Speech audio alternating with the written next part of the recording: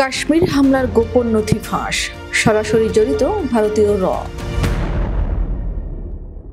সম্প্রতি ঘটে যাওয়া কাশ্মীর হামলা নিয়ে এবার চাঞ্চল্যকর তথ্য দিয়েছে পাকিস্তানি শীর্ষ কিছু গণমাধ্যম, যেখানে এই হামলার পিছনের গোপন গোয়েন্দা নথি ফাঁস করে পর্যটক হত্যাকাণ্ডের মূল পরিকল্পনাকারী হিসেবে ভারতীয় গোয়েন্দা সংস্থা রয়ের নাম উল্লেখ করা হয়েছে। পাকিস্তান টেলিভিশন, জিও নিউজ এবং পাকিস্তান অবজারভারের মতো প্রথম সারির গণমাধ্যমগুলোতে উঠে এসেছে ভয়াবহ সেই তথ্যচিত্র। পাকিস্তান দাবি করছে জম্মু ও কাশ্মীরের পেহেলগামে অমুসলিম পর্যটকদের ওপর হামলার পরিকল্পনা নিজেই করেছে ভারত, আর এর দায়ে সুকৌশলে পাকিস্তানের উপর চাপানোর চেষ্টা করা হয় মাত্র 24 থেকে 36 ঘন্টার মধ্যে।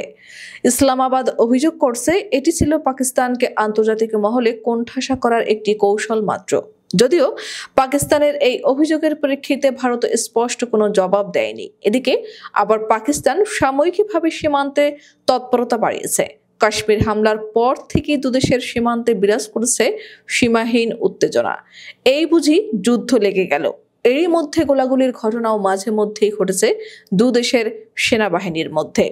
এসবের মধ্যেই পাকিস্তানের সেনাবাহিনী তিল্লা ময়দানে বড় আকারের সামরিক মহড়া চালিয়েছে, যেখানে সেনাপ্রধান আসিম মনির ট্যাঙ্কের উপর দাঁড়িয়ে জানান, পাকিস্তান যে কোনো সামরিক আগ্রাসন শক্তভাবে প্রতিহত করতে প্রস্তুত, তবে আমরা আঞ্চলিক শান্তি বজায় রাখার পক্ষে প্রতিশ্রুতিবদ্ধ।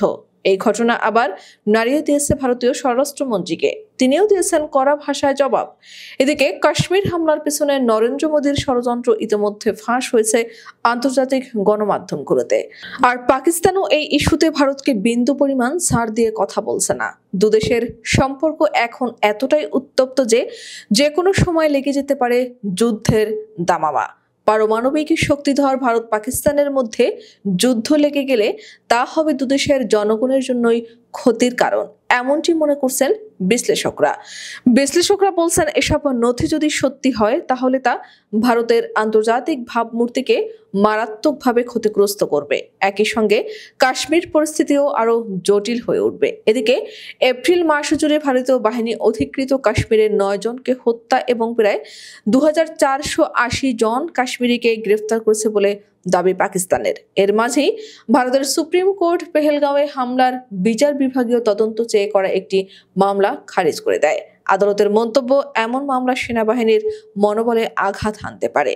দুই দেশের মধ্যে এই ক্রমবর্ধমান উত্তেজনার মধ্যে সীমান্তে টানা 7 দিন ধরে গোলাগুলির ঘটনা ঘটেছে। পাল্টাপাল্টি নিষেধাজ্ঞা আরোপ করা হয়েছে আকাশ সীমা ব্যবহারে।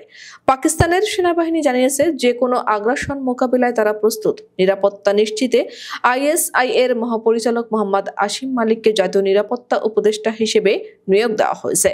দক্ষিণ এশিয়ায় শান্তি বজায় রাখতে যুক্তরাষ্ট্র ও চীন দুদেশকেই সংযত থাকার আহ্বান জানিয়েছে। তবে একদিকে যুক্তরাষ্ট্র ভারতকে $13 কোটি সামুদ্রিক প্রযুক্তি বিক্রির অনুমোদন দিলেও অপরদিকে চীন ঘোষণা করেছে সব পরিস্থিতিতে পাকিস্তানের পাশে থাকবে।